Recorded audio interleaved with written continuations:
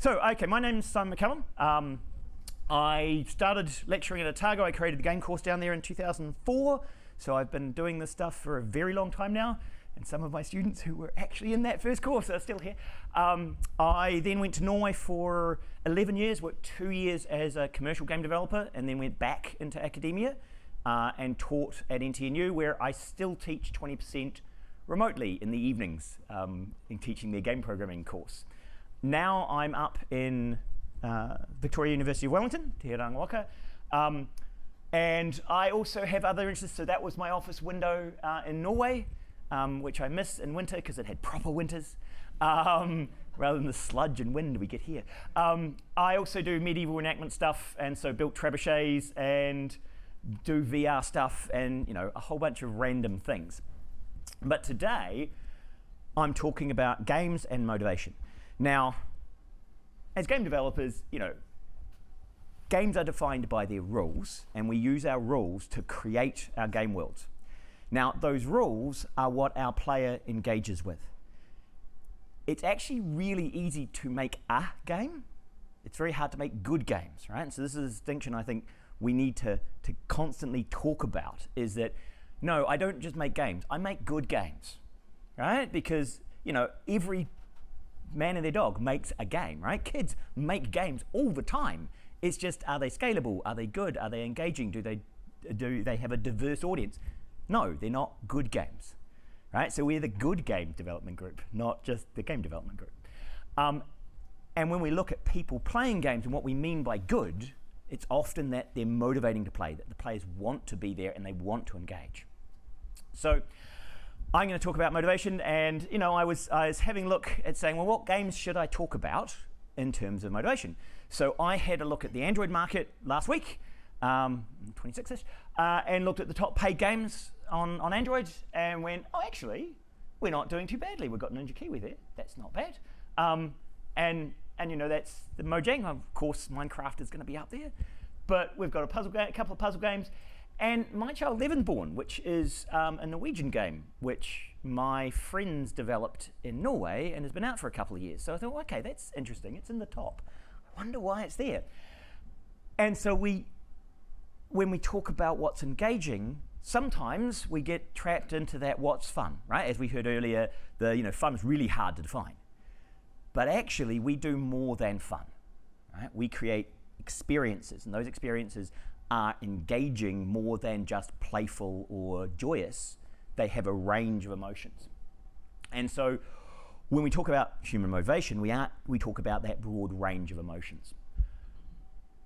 Why do people seek out our experiences over other experiences, right? Because there are some fabulous movies out there. People go and see movies. That's great. There are great books. There are sports that they could go and play. Why would they play games? Right? What is it that they're looking for? And often when we say fun, we actually mean good, and sometimes good doesn't mean fun, right? So people kind of get that a bit confused. I then had a look at the UK for when I had a look on the 26th. I found Mini Metro. Well done, Dinosaur Protocol. Great. Top 3 in the UK on paid Android apps, which I thought was quite good. So it was Sweden, New Zealand, Norway, and Sweden. I think, well, actually, that's an interesting mix of social democratic countries. We must have some idea that's kind of, how are we doing this against the might of all of the large industry players? In the UK, we're beating out UK companies and US companies. This seems odd, right? So can we look at motivation and how these influence why people engage in our games and in our experiences? So as we heard earlier, self-determination theory is also the one that I use to apply to a lot of motivational theory. There's actually 6 sub-theories, and you can go really deep into a whole lot of weeds around psychological theories on it. I'm keeping it reasonably light, and so I visualize this as a reservoir model. Okay, so you have an amount of agency that you want in your life, an amount of competence you want in your life, an amount of relatedness. So it's not just the, I want to have control over my environment, it's the, I want to have a certain amount of control in my life, but I can also get too much of that. I can overflow.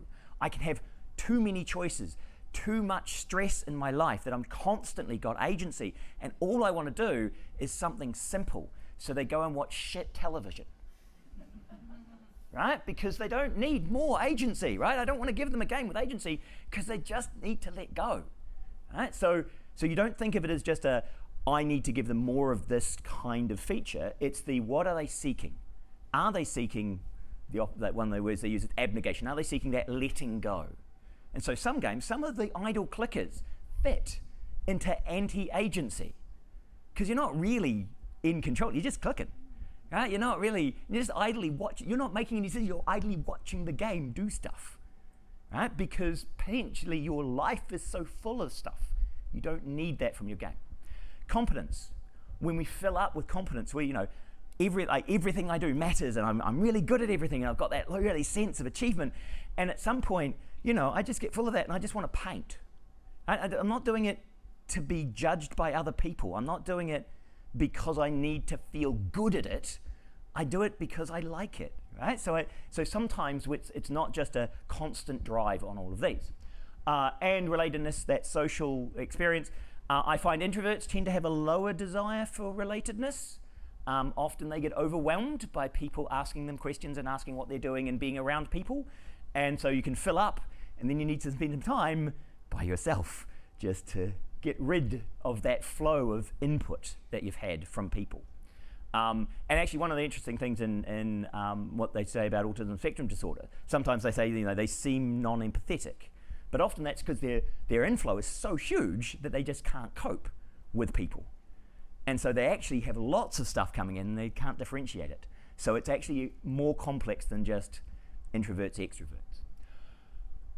I add, and I did this during the talk, because I was just going to talk about those, but now I'm talking about this bit as well. For games, we often also include curiosity and creativity as some of the motivators. Now, the reason I've put a divide here is that self-determination theory is a psychological needs theory. It says if you fail at some of these, you actually can end up in psychological depression, right? These result in very negative psychological behaviors. Curiosity and creativity are actually more the opposite of boredom rather than the opposite of pain, right? So they are things you want to achieve, not because you're avoiding bad, but because you're actually trying to achieve good, right? So they kind of sit in a separate category. But in games, we're quite good at filling up curiosity and creativity, as well as triggering all of those other aspects of self-determination. Now, I have arrows pointing out. So I've got these arrows coming in, so you can feed yourself with stuff, right? Activities. But then we also have way of leaking out that inner sense of worth. And so the opposite of agency, if you are coerced into doing things, that leaks out your sense that I'm in charge. Imposter syndrome. Some of you will have imposter syndrome. If you have imposter syndrome hard out, right, you've got a big hole in the bottom of your bucket. And no matter how much competence information we pour into you, no matter how amazing you are at stuff, you're just leaking it all out the bottom because you don't feel worthy, right? And so you can't, and actually, to some extent, this drives imposters to be amazing people because they have imposter syndrome, but they're never satisfied. So they're keeping pushing, looking to fill up their need for competence, and they never fill it up. So they keep driving and they push really hard. They can be amazing people, even though they've got this big hole in the bottom of their competence indicator. So you've got to understand how your players are not just one type of player, but these kind of motivators, and these psychological conditions could be feeding into some of their play behavior. When you look at relatedness, if you're being othered, if someone is treating you as other, then that stops you having that connection. And you can leak out by feeling like another, even when you're in a group like this, and we all feel like we're supporting you. If you feel that you're othered, even that emotional support that you might be being given will just leak on through, right, and won't be there. So a lot of our players might be seeking that behavior, but it's leaking out because they feel disconnected and othered. And if you're looking for curiosity and you're asking questions and someone's, no, it's just because. Stop asking questions. Don't be curious, right? If you keep getting told that, your curiosity drains out and you kind of, and university often destroys creativity, So I'm a university lecturer, and it's just, oh God. So I would like this not to be true. Unfortunately, we do seem to have a system which is very system heavy rather than flexible. And so a lot of our students lose their creativity through the education system. I won't just blame university, but a very structured education system can destroy creativity. So if we have a look at some of those games and we look into each one. So the agency / autonomy, which as we said earlier was similar. I quite like Before We Leave because it was like, it gives you lots of those tactical versus strategic decisions, right? Agency is about having choices and making choices and those choices being meaningful. I have agency, I feel like I'm in control. And so games which give you that sense of I'm in control and that my decisions matter. And as was said earlier, you don't actually have to be in control. It just has to have the perception that you're in control. Right? And so I don't need to give you free rein. I just need to give you enough rein that you can do what you wanted to do. So competence, generally we look at competence as any time you're giving feedback to the player. Right? So points, praise, rewards, those sort of things, the whole, crown, yay, I'm good at something, I got points, yay, that's good. Not very high points, but I didn't play that long. One of the interesting things is in university, we often use competence as our primary motivator. Right? We give you grades. That's how universities work. And often in games, we'll use those points as that primary way of indicating that you've been good at something. And we can dangle those points to drive behavior.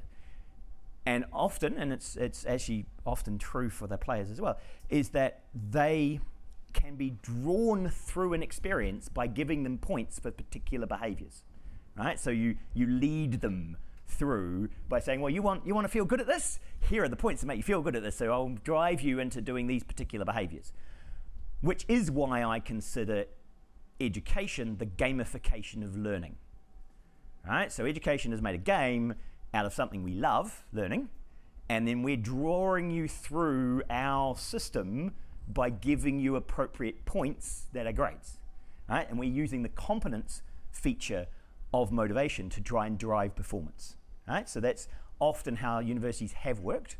We're trying to get better, but it's still quite a way away.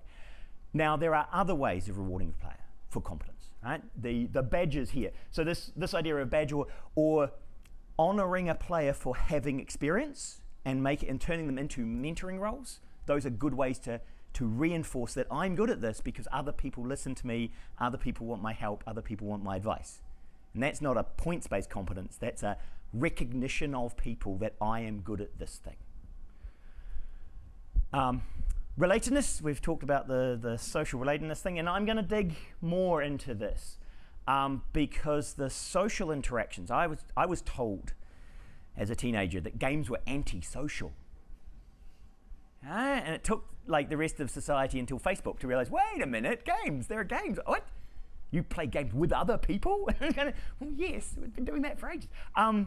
Games are very social, and that need to connect is a deep intrinsic need in people. And by making meaningful connections to other people, both cooperatively and competitively, and there are different types of those connections. And so when you're making your games and you're thinking about, well, how do I engage the player? Those social aspects are something that you can investigate in terms of both cooperation and competition. You will also have some players who really do not want anyone else involved in their activity, right? They've got too much in their basket already. They don't want more of that, right? So think of that reservoir. Where are my players? Are they full or are they empty of this? And what do they need? And I'll do a bit more of the discussion on relatedness when I get to my child Levinsborn. So curiosity and exploration, as was mentioned earlier, the Stanley Parable, yes, you're exploring, right? The drive here is not to be great at stuff, it's to find out stuff. And X01 is a nice demo of a kind of frisbee that's exploring the world, right? So these are exploration games. We biologically are driven to explore things, right? To find out new things. Partly, if we didn't, we would never have left Africa. Right? The fact that we're in this weird, tiny place, all the routes that come to New Zealand require a desire to explore. Right? You don't get here randomly. So this is even more so in New Zealanders, a built-in genetic desire to explore and find out things. So I think we probably instinctually create exploration in our games because that's the way we think. I don't think you necessarily, if you went into the heart of America and found a town with people who have never left, they would be the natural explorers that we are, right? So different people have different levels of this. Not every game needs exploration. Creativity and customization, and that's where we get the Minecraft drives that creativity as its kind of primary drive, right? So when you're using creativity, you also look at your modding community. So how do people change the game? That's part of players' creativity in your game. And even the customization of their character at the beginning is a creative output, right? And there are some, like generally, and I'll just check, when you first come to a really good character customization system, who builds themselves first? Yeah. And then you go back and build something else, something weird, right? But often the first thing we do is create ourselves, and then we go and create other people. And that's what they found in The Sims, is that people, the first thing that a lot of players did is they created themselves and their family, right? And then after they'd played with that for a while, then they went on to be more creative and create new things. But the first was exploring, can I create myself? And then can I create my universe? One of the games I wanted to dig into, and this is because it's an interesting example of a game that does not use fun in any way as its engagement factor. Right? So My Child's Evenborn is a game that was created in Norway. It is a reparations from the Norwegian government to the survivors of the Nazi eugenic program, because the Norwegian state did not treat those orphans very well. And so as 70 and 80-year-olds, they wanted to tell their story, and they wanted to tell the story through a game. So my friends as developers, a small studio, were tasked with building a adopt a Nazi baby game, right? And interview the 70 and 80-year-olds who lived through it and tell their stories empathetically in a game, okay? So this is not a game you're gonna make for fun. There's no way fun's the main thing. And in those stories, they had bullying, that you have financial struggles, you've got the economy's not great because it's post-war. You're having to make tough decisions. They start the game with the child doesn't know that they're adopted. So you have to decide how much you tell them about their parentage.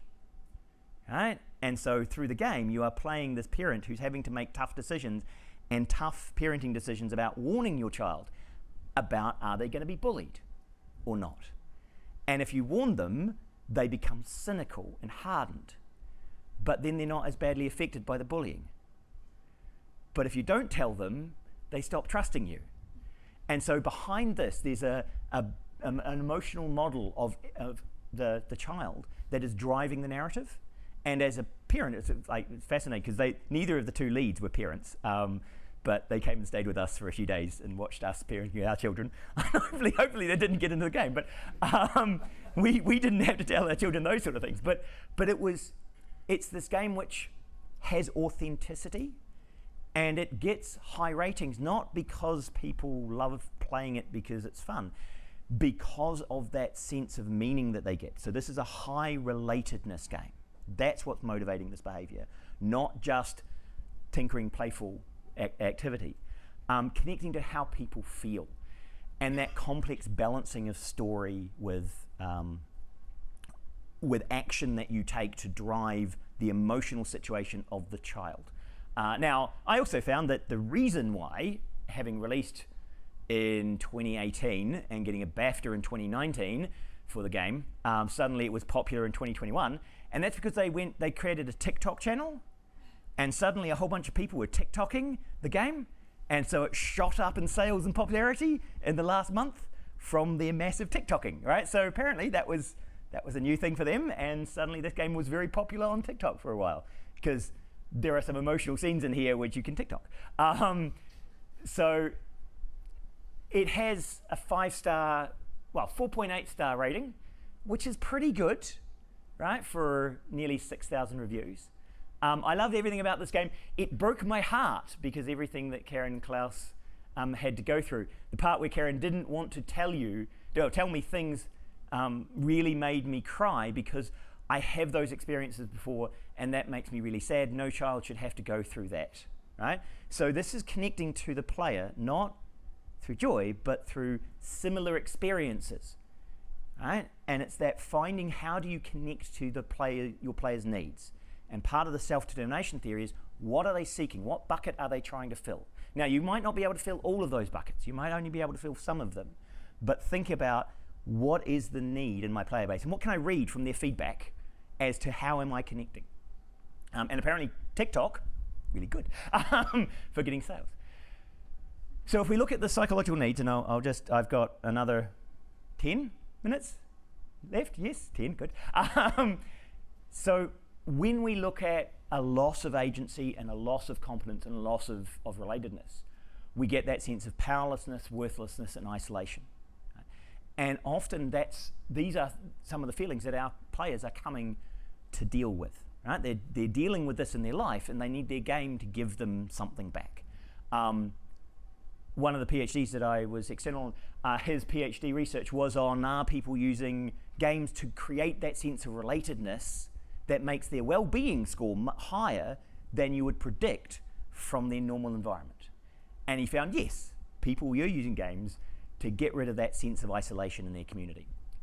You also see teenage boys go through a phase where they just normally play games and then there's a rocketing in their demand for agency and their gameplay and the games they play change as they go through that demand for agency. And then their lifestyle, because, we don't let them have choices about stuff. We still tell them what to do. Right? But then they go through 20, suddenly they're getting real lives and everything's getting complex and the games they play change because now they don't need that high sense of agency. They're not trying to fill the bucket anymore. They've got it already. Right? So you can kind of watch the progression of the types of games people play as they fill these needs. Right? And so, they'll play power-focused games. You'll do posturing and you'll try and beat other people and be very competitive often if you're trying to get that competence indicator as a teenage male. Unfortunately, with social isolation, we have two sides. One is a psychological problem where if you feel too isolated, you start doing negative behaviors, negative social behaviors that remove you from society because you don't want to be hurt. And so you just spiral down, right? So that's really negative behavior. We need to identify players like that and connect them with help services, right? So we need them to reach out because this is a very negative cycle behavior when you start feeling isolated. But for other ones, they'll play social games and they'll connect and they'll create a community. And that's what we heard in the keynote, the Twitch community. People are connecting in Twitch, and that's one of the drivers on Twitch is that connection. I've also been talking to some of our Māori lecturers and discussing how collectivist cultures see these different aspects. And I talk about collectivist cultures because I worked in Norway, and I said to the Norwegians, can I talk about your culture? Because, it's a sensitive issue, right? You don't want to do cultural appropriations. And one of the nice things the Norwegians said is, no, we've got lots of money. Which okay, yeah, you can say what you like. We're fine. So the Norwegians apparently find me say anything I like about the Norwegian collectivist culture because they're sweet. But I've been very careful to make sure that discussing this, that agency of mana motuhake, that sense of I have agency in my life, right? This is a big deal in Tao Māori. Pumanua, that sense of achievement, being good at things. And manaki, that sense of caring and community. Now, in Anglo-Saxon cultures, often we've treated these buckets as separate buckets, right? Which is why our universities just triggered competence and didn't have to worry about anything else. However, in collectivist cultures, you need to trigger all three of these if you're going to create a meaningful experience, right? So if you're wanting to reach out to a wider community, you might not just be able to trigger a competence indicator in your game. You might not just be able to give points because points without meaning is useless, right? Why would I do this? You need to trigger all of these to actually get a sense of fulfillment. And in fact, one of the things we're discussing is, to some extent, these three aspects are all part of mana. Mana is that gift to you from your community of worth. And so this idea of how do I make sure I'm not just trying to trigger people on a single aspect and having it mean nothing to them because it doesn't connect in those other ways. Now this is hard for Westerners to think about because we don't think in this holistic way, right? And you can see that when our media says, he's a good cricketer, even though he beats his wife. And it's going, well, no, you can't be a good person and still beat your wife, right? That's not acceptable when we have this collection, right? But if you can separate them out, you can say, oh, he's got this good competence thing. I don't need to worry about the rest, right? So now, Pakiki and Hangatanga, those two I haven't built into this because they're not as core to this psychological deficit competence, right? So I'm still working out how I draw those into the whole picture, but they're things we do in games which are kind of anti-boredom, as I said earlier. So players seek to fill those buckets. They're trying to fill them up. We're giving them choices and agency. We give them good competence feedback. Now, feedback is also, is the thing you're being told you're good at hard? Right? Because me just rewarding you for, oh my God, you guys are amazing, you're all still sitting down. None of you have floated into the air. Right? You're all obeying gravity. I'm so impressed. Right? I'm not sure if you feel that makes you competent at agreeing with gravity and stuff, but if you did something difficult and I rewarded you, that might be worthwhile. Right? So certainly all the other speakers, fantastic, you did a great job, it's very stressful, you gave a good talk. That can be meaningful praise. Right? The social connections we give people. What are they seeking? They're seeking that compassion, the comparison with cooperation or even conversation, right? And that need to express. Can you find ways when you make your game to improve the expressive capability of your game? Right? And that might help people who are seeking to fill that bucket. And the last couple of things, because I've got like 3 minutes. Respect your players and respect the different needs they have, right? We are a group who have a different set of needs to our players. It is very hard to think in another person's life and be in their head. And so you have to do that user testing, go out there and seek that advice and understand your player and what they're needing. If you can build great games that support those psychological aspects, then you can actually be helping a lot of your players in dark situations because they find something in your game that helps them. Right?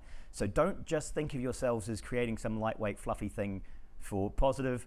You're actually potentially helping a lot of kids and a lot of adults who are struggling with psychological needs. And if you can identify those in your chat and in the feedback from your players, you can actually provide more of those activities. So last thing, what is the frequency and depth of the choices in your game? Right, so how often does the player make a choice and how deep is that choice? How do you support the player feeling like they have succeeded? Right? I find a lot of early designers when I teach, they're looking at making themselves feel good as a designer, and the answer is no, you want your player to feel good, not you. What are the options for connecting to others? What do your players create in the game? And what can they find in your game? And I had a minute left for questions. And I'm happy to take questions at other times. And in the app, I didn't check the app for questions. Sorry, I should have checked the app for questions. Oh, thank you. So hopefully some of my students online were able to see me as well. So, any questions before I hand over to, it's one question on the app.